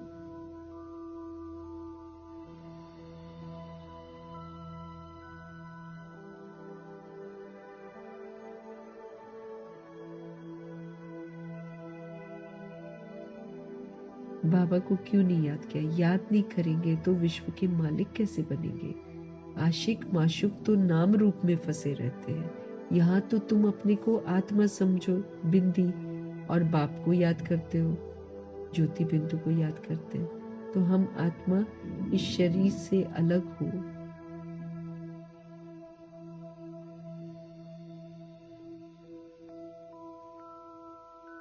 बाबा कहते हैं यहाँ तो तुम अपने को आत्मा समझ बाप को याद करते हो। हम आत्मा इस शरीर से अलग है। शरीर में आने से कर्म करना होता है। बहुत ऐसे भी हैं जो कहते हैं हम दीदार करें। अब दीदार क्या करेंगे, वो तो बिंदी है। अच्छा, कोई कहते हैं श्री कृष्ण का दीदार करें। श्री कृष्ण का तो चित्र भी है ना।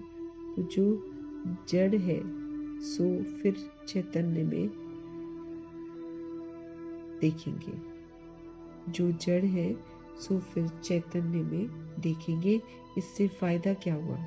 साक्षात्कार से थोड़ी फायदा होगा। तुम बाप को याद करो तो आत्मा पवित्र हो। नारायण का साक्षात्कार होने से नारायण थोड़ी बन जाएंगे।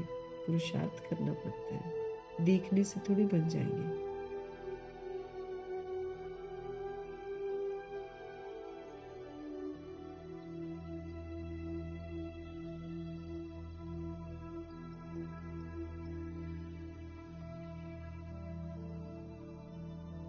तो नारायण का साक्षात्कार अगर हो भी जाता है तो बाबा कहते हैं नारायण थोड़ी बन जाओगे। तुम जानते हो हमारी एम ऑब्जेक्ट है ही लक्ष्मी नारायण बनने की, परंतु पढ़ने बिगर थोड़ी बनेंगे, क्योंकि क्वालिफाई करना है। पढ़ाई बाबा इसीलिए तो पढ़ा रहे हैं ताकि हम लायक बने। तो पढ़ने बिगर लक्ष्मी नारायण थोड़ी बनते हैं। पढ़कर होशियार बनो, प्रजा भी बनो, तब लक्ष्मी नारायण बनेंगे। प्रजा बनाना मतलब दुनिया के प्रभाव से मुक्त रहना।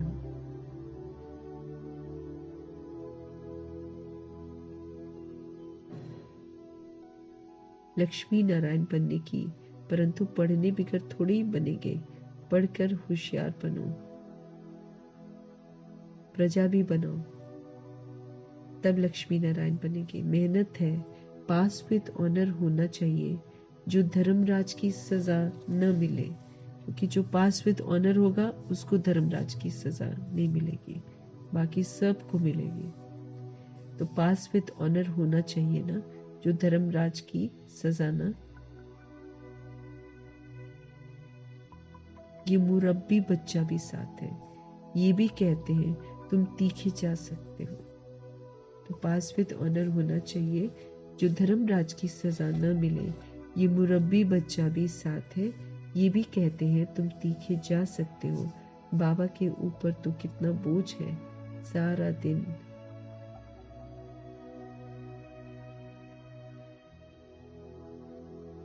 बाबा कहते ये मुरब्बी बच्चा भी साथ है। ब्रह्मा जी ये भी कहते हैं कि तुम तीखे जा सकते हो। बाबा के ऊपर तो कितना बोझ है, सारा दिन कितने ख्यालात करने पड़ते हैं ब्रह्मा जी को। हम इतना याद नहीं कर सकते। भोजन पर थोड़ी याद रहती फिर भूल जाते।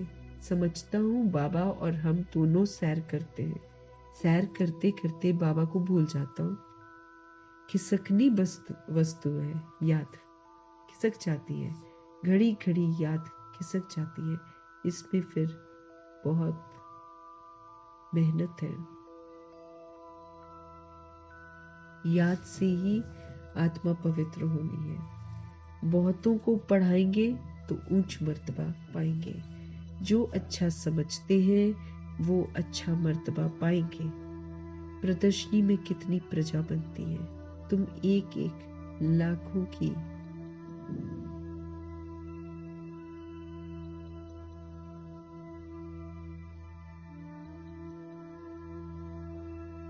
बाबा कहते हैं मेहनत है याद में। याद से ही आत्मा पवित्र होनी है। बहुतों को पढ़ाएंगे ऊंच मर्तबा पाएंगे। जो अच्छा समझते हैं वो अच्छा मर्तबा पाएंगे। प्रदर्शनी में कितनी प्रजा बनती है, तुम एक एक लाखों की सेवा करेंगे। और फिर अपनी भी अवस्था ऐसी चाहिए, कर्मातीत अवस्था हो जाएगी, फिर ये शरीर नहीं रहेगा। आगे चल तुम समझेंगे, अब लड़ाई जोर हो जाएगी, फिर ढेर तुम्हारे पास आते रहेंगे। अपनी अवस्था को हमें कर्मातीत बनाना है, फिर शरीर नहीं रहेगा, क्योंकि जब तक बॉन्डेज में है तब तक शरीर में है। बॉन्डेज से मुक्त हो गए तो फिर हम शरीर छोड़ देंगे। आगे चल तुम समझेंगे कि अब लड़ाई जोर हो जाएगी, फिर ढेर तुम्हारे पास आते रहेंगे, महिमा बढ़ती जाएगी, अंत में सन्यासी भी आएंगे, बाप को याद करने लग पड़ेंगे। उनका पाठ ही है मुक्ति धाम में जाने का, इसलिए वो लोग ईश्वरीय पढ़ाई नहीं पढ़ते हैं। ईश्वरीय पढ़ाई सन्यासी नहीं, उनको समझ में नहीं आती है। लेकिन हाँ, बाबा कह रहे हैं अंत में सन्यासी भी आएंगे, अभी आ ही रहे हैं बाबा के घर में, और बाप को याद करने लग पड़ेंगे। उनका पाठ मुक्ति धाम में जाने का है। नॉलेज तो वो लेंगे नहीं, उनको समझ में आएगा भी नहीं और वो लेंगे भी नहीं। तुम्हारा मैसेज सभी आत्माओं तक पहुंचना है। अखबारों द्वारा बहुत सुनेंगे, धीरे धीरे फिर अखबार में भी छप जाएगा ना। इसलिए दुआएं करते जाना है ये मीडिया वालों के लिए भी, कि इनका बुद्धि भी आलतू फालतू न्यूज को नहीं छापकर परमात्म संदेश सबको दे, है ना, सबको सद्बुद्धि आए। तो बाबा कहते हैं नॉलेज तो लेंगे नहीं सन्यासी, तुम्हारा जो ये मैसेज है, परमात्मा मैसेज जो है, ये सभी सोल्स तक पहुंचना है। अखबारों द्वारा बहुत सुनेंगे, कितने गांव हैं, सबको पैगाम देना है। मैसेंजर पैगंबर तुम ही हो, बाबा कहते, सभी को मैसेज देना है ना, कोई भी छूट न जाए। हर आत्मा को सत्य के बारे में मालूम चलेगा, सभी को पैगाम देना है। मैसेंजर पैगंबर तुम ही हो, पतित से पावन बनाने वाला और कोई भी नहीं है। पतित से पावन बनाने वाला कोई भी नहीं है।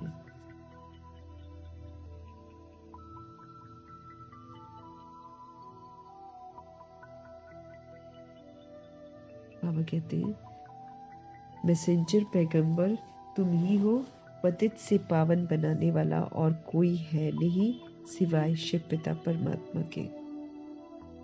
ऐसे नहीं कि धर्म स्थापक किसी को पावन बनाते हैं, न क्राइस्ट बनाते हैं, न गुरु नानक बनाते हैं, न इब्राहिम बनाते हैं किसी को, और न बुद्ध बनाते हैं। एक बाबा ही बनाते हैं पावन सबको। तो ऐसे नहीं कि धर्म स्थापक किसको पावन बनाते हैं, उनका धर्म तो वृद्धि को पाना है, वो वापस जाने का रास्ता फिर कैसे बताएंगे। सर्व का सदगति दाता तो सिर्फ शिव बाबा है। तुम बच्चों को अब पवित्र जरूर बनना है। बहुत है जो पवित्र नहीं रहते हैं, क्योंकि पवित्रता गहरी है ना, सोच पवित्र नहीं बनती है। अभी भी अगर दैहिक भान है कि हमारा रिलेशन ये वाला है किसी के साथ, तो वो तो अपवित्रता है, मरजीवा बनना है ना पूरा। तो अगर पुरानापन है तो अपवित्रता ही तो काउंट की जाएगी। बाबा समझते रहे सभी के सदगति दाता एक शिव पिता परमात्मा है।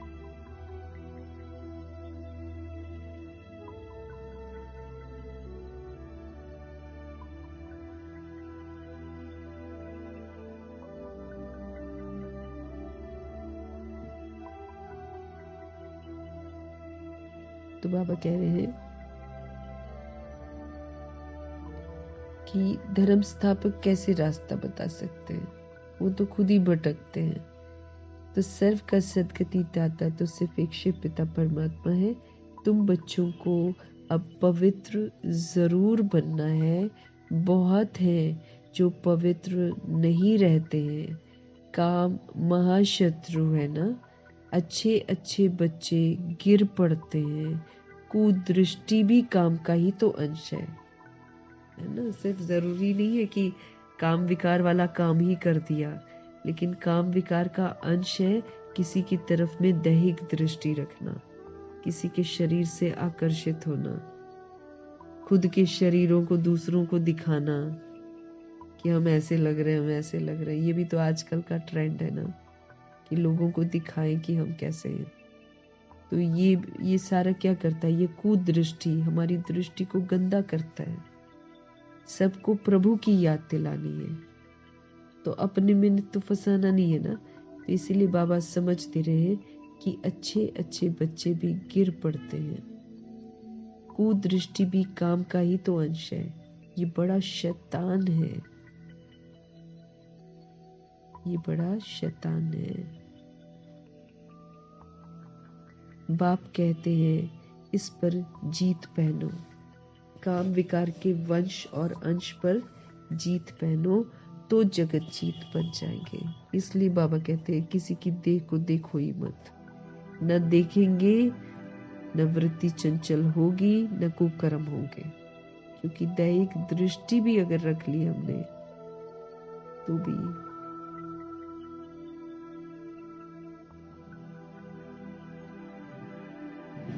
तो शैतानियत है। बाबा कहते हैं काम विकार, कामनाएं है ना, और कामी दृष्टि, ये जितनी भी है ना कुदृष्टि, ये भी काम का ही अंश है। ये बड़ा शैतान है। बाप कहते हैं इस पर जीत पहनो तो क्या हो जाएंगे, जगत जीत बन जाएंगे। बाबा कहते हैं इस पर जीत पहनो तो आप जगत जीत बन जाएंगे। अच्छा, मीठे मीठे सिकिल दे बच्चों प्रति माता पिता बाप दादा का याद प्यार और गुड मॉर्निंग। रूहानी बाप की रूहानी बच्चों को नमस्ते। हम रूहानी बच्चों की भी रूहानी बाप को दिल से, जान से, सिख से, प्रेम से, अदब से, रिस्पेक्ट से, पूरे रिगार्ड से, स्नेह भरी मोहब्बत भरी नमस्ते और तहे दिल से प्रभु जी की पालना के लिए धन्यवाद करेंगे। बहुत बहुत धन्यवाद। अब धारणा वाला धन्यवाद करना है। ऐसे तो धन्यवाद करते जाएंगे, लेकिन अब धारणा वाला धन्यवाद करेंगे।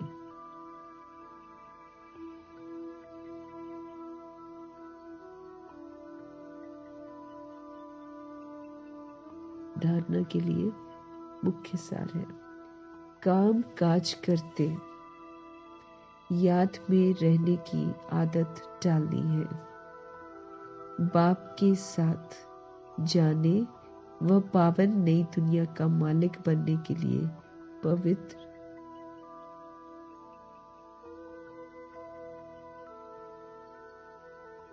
काम काज करते याद में रहने की हमको आदत डालनी है। बाप के साथ जाना है तो वह पावन नई दुनिया का मालिक बनना है, तो फिर पवित्र जरूर बनना है। संपूर्ण पवित्र, मन वचन कर्म की पवित्रता।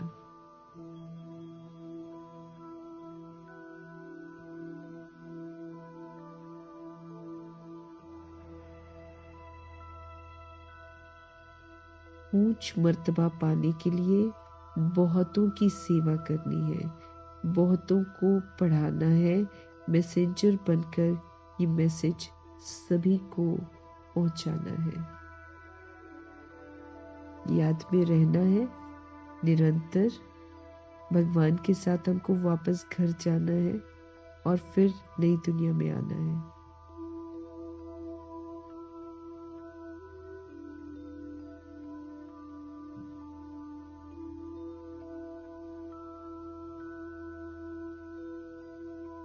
आदत डालनी है, भगवान के साथ जाना है, पावन नई दुनिया का मालिक बनने के लिए, तो फिर हमको पवित्र जरूर बनना है। ऊंच मर्तबे के लिए बहुतों की सेवा करनी है, क्योंकि जितना हम बहुतों की सेवा करते जाएंगे ना, व्यवहार में आते हुए गुणों को यूज करते जाएंगे, तभी तो गुणवान बनेंगे। तभी तो हम ऊंच मर्तबा प्राप्त करके ऊंच ना ऊंच मर्तबा हम प्राप्त करेंगे, इज्जत से हम जाएंगे। हम सब मैसेंजर हैं, प्रभु का मैसेज सभी तक पहुंचाना है। सतगुरु जी का आज का वरदान, स्नेह की गोद में आंतरिक सुख व सर्व शक्तियों का अनुभव करने वाले यथार्थ पुरुषार्थी भव। स्नेह की गोद में रहना है, परमात्म स्नेह की गोद में आंतरिक सुख व सर्व शक्तियों का अनुभव करने वाले यथार्थ पुरुषार्थी भव।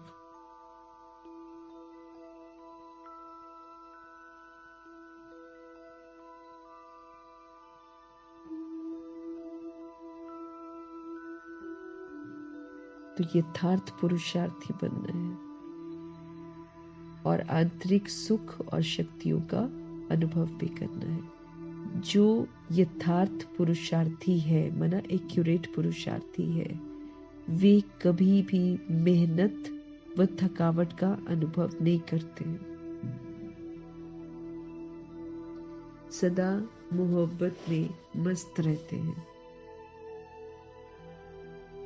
वे संकल्प से भी सरेंडर होने के कारण अनुभव करते हैं कि हमें बाप दादा चला रहे हैं।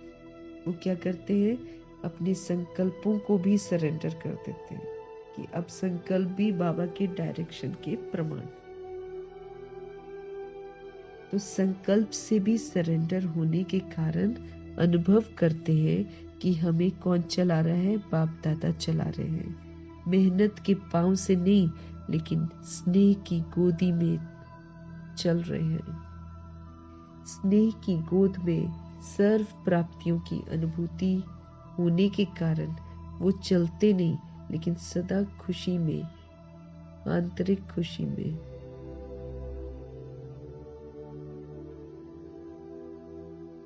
लेकिन सदा खुशी में, आंतरिक सुख में, सर्व शक्तियों के अनुभव में उड़ते रहते हैं। स्नेह की गोद में आंतरिक सुख व सर्व शक्तियों का अनुभव करने वाले यथार्थ पुरुषार्थी है। जो यथार्थ पुरुषार्थी होता है वो कभी भी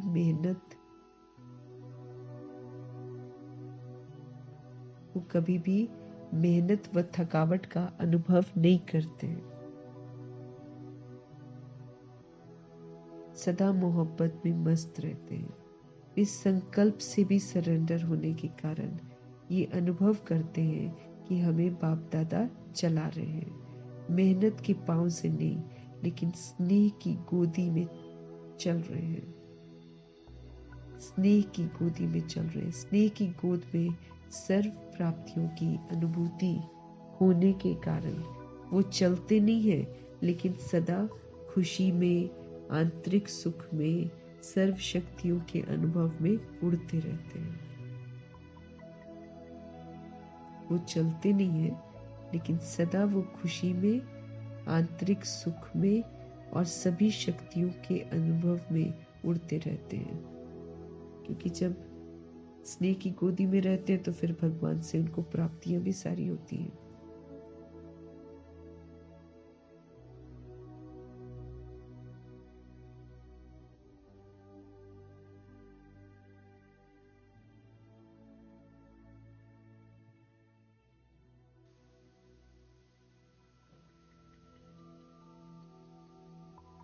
तो आंतरिक सुख, सर्व शक्तियों का अनुभव करना है हमको, फिर हम उड़ते रहेंगे।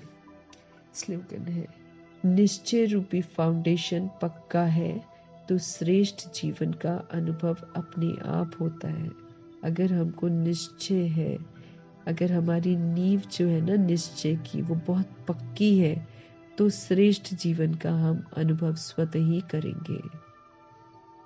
जहाँ निश्चय डगमग होता है ना, वहीं पर जीवन में हलचल आती है, तो फिर हम वो श्रेष्ठता को अनुभव नहीं कर सकते।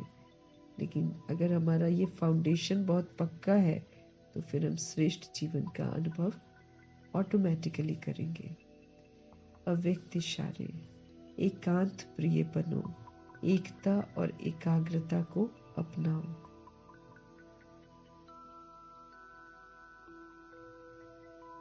अनेकता में एकता। तो प्रैक्टिकल में अनेक देश, अनेक भाषाएं, अनेक रूप रंग, लेकिन अनेकता में भी सबके दिल में एकता है ना। तब तो कहते हैं हम ऑस्ट्रेलियंस हैं, हम अमेरिकन हैं, ऐसे बोलते हैं ना। क्योंकि दिल में एक बाप है, एक श्रीमत पर चलने वाले हो। तो ऐसे ही हम सभी सोल्स जो हैं अलग अलग जगह के हैं। कोई बाहर का ऑस्ट्रेलियन है, कोई इंडियन है ना। तो तरह तरह के वैरायटी बाबा के बच्चे हैं। तो लेकिन यहाँ पर हम कैसे एक हो जाते हैं?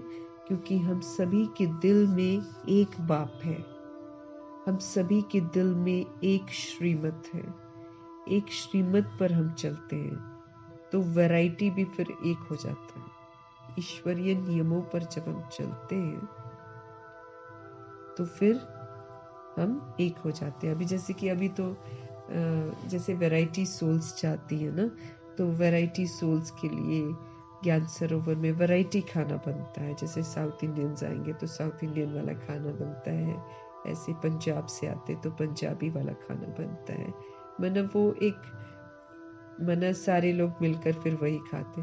लेकिन धीरे धीरे जैसे जैसे अगर हम खान पान में भी श्रीमत को फॉलो करेंगे, तो श्रीमत कहती है दाल रोटी खाओ बस, है ना, सिंपल भोजन खाओ। तो उसमें फिर क्या हो जाएगा, ये खाने पीने की भिन्नता भी समाप्त हो जाएगी।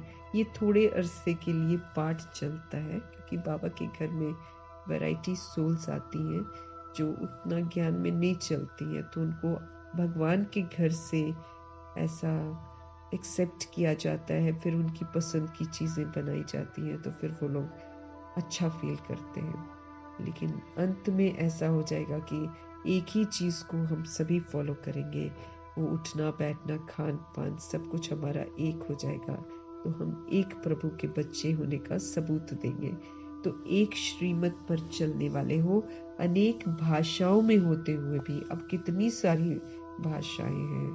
कर्नाटका में कर्नाटक वालों की अलग भाषा है, केरला वालों की अलग भाषा है, तमिलनाडु वालों की अलग भाषा है। ऐसे करते करते सारे लोग, कोई सिंधी है, कोई पंजाबी है, कोई बिहार का है। मतलब वैरायटी सोल्स है, और वैरायटी सबके देह है ना, इसीलिए वैरायटी संस्कार है, वैरायटी उनकी भाषाएं हैं। लेकिन बाबा कहते हैं अनेक भाषाओं में होते हुए भी मन का गीत, मन की भाषा जो है वो एक है। जब हम बाबा के घर आते हैं, अनेकता में एकता। तो प्रैक्टिकल में अनेक देश, अनेक भाषाएं, अनेक रूप रंग, लेकिन अनेकता में भी सभी के दिल में एकता है ना। क्योंकि दिल से एक बाप है। वहां पर दुनिया में कोई क्राइस्ट को मान रहा है, कोई गुरु नानक को मान रहा है, कोई किसको, इसीलिए लड़ते मरते हैं। यहाँ पर सारी लड़ाइयाँ बंद हैं, क्योंकि यहाँ पर दिल में सिर्फ एक शिव बाबा है, और फिर उन्हीं की श्रेष्ठ मत पर हमको चलना है। यहाँ पर हमको मनमत नहीं चलानी है, यहाँ पर हमको परमत नहीं चलानी है। तो एक श्रीमत सभी को एक सूत्र में बांधती है। तो एक श्रीमत पर चलने वाले हो, अनेक भाषाओं में होते हुए भी मन का जो गीत है, मन की जो भाषा है वो एक ही है ना।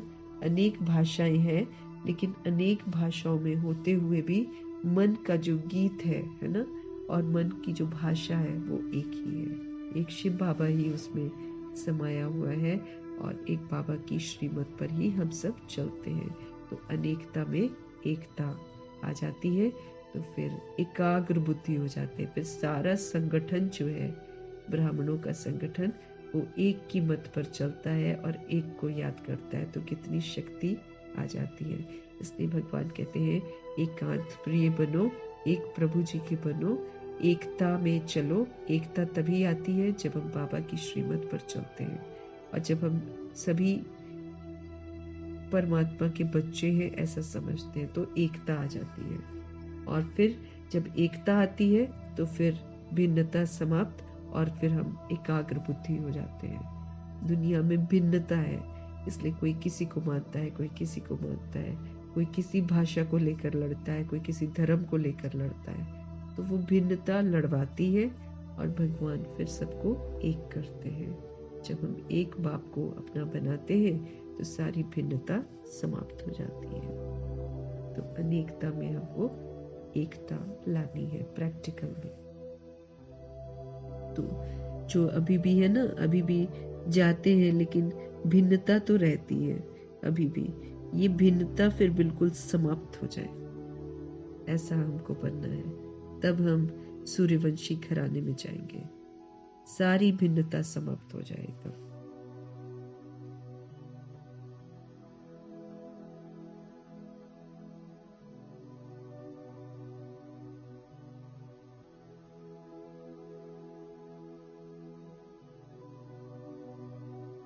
मीठे परमात्मा जी का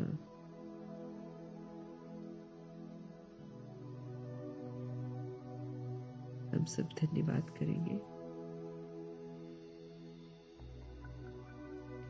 ब्रह्मा माँ का धन्यवाद, जगदम्बा माँ का धन्यवाद, अष्ट रत्नों का धन्यवाद, नवग्रहों का धन्यवाद, एडवांस पार्टी की सारी सोल्स का धन्यवाद, बची हुई जितनी भी सोल्स हैं 16,108 33 करोड़ आत्माओं में से सभी सोल्स का धन्यवाद, 5 तत्वों का धन्यवाद,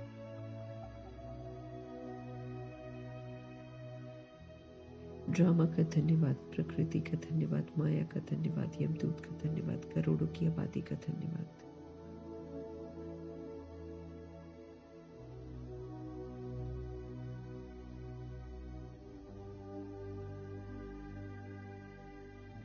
करोड़ों की आबादी का धन्यवाद, साधनों का धन्यवाद, साधन बनाने वालों का धन्यवाद, साथ में रहने वाली सोल्स का धन्यवाद, सहयोगी आत्माओं का धन्यवाद, अविनाशी खजानों का धन्यवाद, संगम युग के पल पल का धन्यवाद, शरीर रूपी इंस्ट्रूमेंट का धन्यवाद, पूरे यूनिवर्स का धन्यवाद, आप सभी सोल्स का धन्यवाद और सृष्टि की मेहमान नवाजी का सभी सोल्स की तरफ से भी धन्यवाद करेंगे। हमारी तरफ से भी धन्यवाद और वर्ल्ड की सारी सोल्स की तरफ से भी धन्यवाद, क्योंकि हम सभी सृष्टि की मेहमान नवाजी ले रहे हैं। लेकिन हम लोग बड़े एहसान फरामोश हो जाते हैं, खाली लेते रहते हैं, थैंक यू कभी नहीं करते हैं। तभी बाबा हमको मैनर्स सिखाते हैं कि कैसे हमको सबका शुक्रिया करना है। शुक्रिया करते हुए ओम शांति।